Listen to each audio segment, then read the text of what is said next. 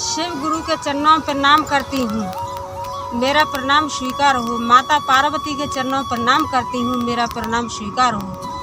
साहेब भैया के चरणों पर प्रणाम करती हूँ, नीलम दीदी के चरणों पर प्रणाम करती हूँ, मेरा प्रणाम स्वीकार हो। सभी देवी देवताओं के चरणों पर प्रणाम करती हूँ, मेरा प्रणाम स्वीकार हो। सभी गुरु बहन गुरु भाइयों के चरणों पर प्रणाम करती हूँ, मेरा प्रणाम स्वीकार हो। साहेब भैया नीलम दीदी के माध्यम से हमें 3 सूत्र मिला है। पहले में दया मांगना है, दूसरे में चर्चा करना है, तीसरे में 1 से 8 बार से प्रणाम करना है। दया किस तरीके से मांगना है कि जैसे दरवाजे पर भिखारी आता है, माँ भिक्षा दे दीजिए, माँ दो मुट्ठी भिक्षा दे दीजिए। इसी तरीके से दया से, भाव से, दया से हमको देवों के देव महादेव से दया मांगना है। गुरुजी दया कीजिए, महादेव दया कीजिए, भाव से। इसी तरीके से हमको दया मांगना है और आने जाने वालों व्यक्तियों को, बहन भाइयों को हमें समझाना है, बहन हम शिव के शिष्य बन चुके हैं, आप भी शिव के शिष्य बन के देखिए। भाई हम शिव के शिष्य बन चुके हैं, आप भी शिव के शिष्य बन कर के देखिए। इसी तरीके से आने जाने वालों व्यक्तियों को हमें समझाना है और उंगली द्वारा करो या सांस द्वारा करो, रुद्राक्ष की माला द्वारा कर सकते। 1 से 8 बार से हमें प्रणाम करना है, 1 से 8 बार से हमें प्रणाम करना है। आइए आप सबका भक्ति भंडार में स्वागत है। मैं जा रही हूँ आपको एक न्यू कहानी सुनाने के लिए। देवाजी देव महादेव की आदि कहानी सुनने पर अपमान होता है और पूरी कहानी सुनने पर सम्मान होता है, तो पूरी कहानी सुननी चाहिए। एक गुरु बहन थी लेकिन वो अनपढ़ थी और उनके पति बाहर कमाने जाते थे, तो गुरु बहन घर पे अकेली रहती थी। एक दिन उनको कोई ऐसा काम लग गया कि अपने मायके घर अकेले में ही जाना पड़ गया।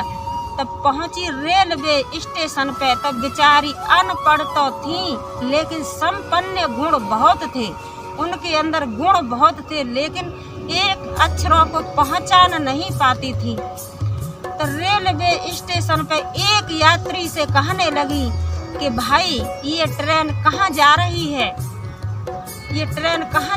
है, तो जो यात्री था वो कहने लगा कि आपको कहाँ जाना है। तो उन्होंने बता दिया कि मेरे को उस स्टेशन पे उतरना है। तो जो यात्री था वो ठीक नहीं था, उसके अंदर कोई पाप था और गुरु बहन थी इस बात को समझ नहीं पाई। तो कहने लगा कि हाँ उसी स्टेशन पर मेरे को भी जाना है और जो आने वाली ट्रेन है इसी में आप बैठ जाइए और इसी से मैं भी जाऊंगा। तो जो गुरु बहन थी वो भी उसी में बैठ गई और जो यात्री था वो भी उसी डब्बे में बैठ गया। तो गाड़ी चलने लगी, आगे बढ़ने लगी। तो गुरु बहन कहने लगी कि भाई अभी स्टेशन नहीं आया। तो वो यात्री कहने लगा कि हाँ अभी स्टेशन नहीं आया, मैं भी उसी स्टेशन पे जाऊंगा और मैं भी उसी गांव में जाऊंगा। इसी तरीके से जो गुरु बहन थी उसकी बात को पहचान नहीं पाई। जो यात्री था उसके पेट में अंदर कोई पाप था। ट्रेन चलती रही। सुबह से शाम हो गया। बेचारी पढ़ी लिखी तो थी नहीं, तो स्टेशनों के नाम पढ़ लेती, लेकिन गंवार थी, लेकिन संपन्न गुण बहुत थे। इसी तरीके से जब बहुत 5 बज गए तो कहने लगी कि भाई अभी हमारे गांव का स्टेशन नहीं आया। तो यात्री था वो कहने लगा कि अभी स्टेशन नहीं आया, आप क्यों टेंशन ले रही हो, और मैं भी तो उसी स्टेशन पे जाऊंगा और मैं भी उसी गांव में जाऊंगा, लेकिन आप मेरे को पहचान नहीं पा रही हैं। तो गुरु बहन थी, उन्होंने कोई भी ध्यान नहीं दिया, वो भी चलती रही, अपना ऐसे ही बातें चीतें करती गई। तो स्टेशन आ गया तो यात्री था वो भी उतर गया और गुरु बहन भी उतर गई। यात्री था उनको अपने घर ले गया और वहाँ जाकर के कहने लगा कि अब आप मेरी पत्नी बन करके रहोगी। तो गुरु बहन थी वो जोर जोर से रोने लगी और चिल्लाने लगी, कहने लगी कि ऐसा नहीं हो सकता है, ऐसा नहीं हो सकता है, तू मेरे को झूठ बोल करके लेके आया है। और उनके जो भाई थे और उसके यात्री के भाई थे वो सब कहने लगे कि इसको तू कहाँ से लेके आया है, ये कौन है, क्या है, तू इससे अपनी घरवाली क्यों बोल रहा है। लेकिन यात्री के पेट में पूरा पूरा पाप था, पापी था और कपटी भी था। तो जो गुरु बहन थी वो चिल्ला चिल्ला करके रोने लगी और कहने लगी कि ये मेरे को झूठ बोल करके लाया है, ये मेरे को झूठ बोल करके लाया है। मेरे से कहता रहा कि मैं भी उसी गांव में जाऊंगा और उसी स्टेशन पे जाऊंगा, लेकिन इसने मेरे को, पापी ने, जो बात थी वो नहीं बताई। और मैं अनपढ़ गंवार हूँ, मैं स्टेशनों का नाम नहीं पहचानती हूँ, इसीलिए इसने मेरे से फायदा उठा लिया। लेकिन जो गुरु बहन थी उनके अंदर संपन्न गुण थे, उन्होंने कह दिया कि मैं अपनी जान दे दूंगी, लेकिन मैं तुझे अपने पति के रूप में नहीं देख सकती हूँ। इन आँखों से तेरे को मैंने भाई कहा है तो मैं भाई की ही नज़र से देखूंगी, मैं पति की नज़र से तेरे को नहीं देख सकती हूँ। तो पापी कहने लगा, लड़ने लगा, झगड़ा करने लगा। उसने सबसे लड़ाई झगड़ा कर लिया और कहने लगा कि नहीं, मेरी बीवी है, ये यहाँ पे आकर के झूठ बोल रही है, नहीं ये मेरी बीवी है, ये आप सबसे झूठ बोल रही है।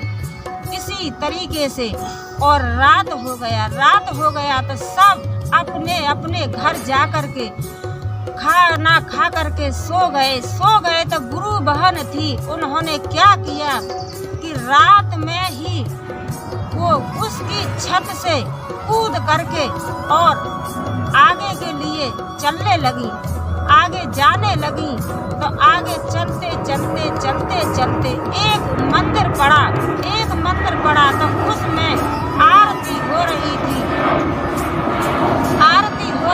तो आरती में उन्होंने भाग लिया और देवाजी देव महादेव से दया मांगी। दया मांगने के बाद 3 सूत्र का पालन किया और कहने लगी कि हे देवाजी देव महादेव, मुझे दया कीजिए, मेरे ऊपर दया कीजिए, मैं एक अनपढ़ गंवार हूँ।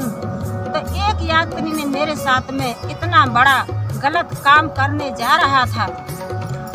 साधुओं से ये सब बातें बताई, पुजारियों से ये सब बातें बताई मंदिर में।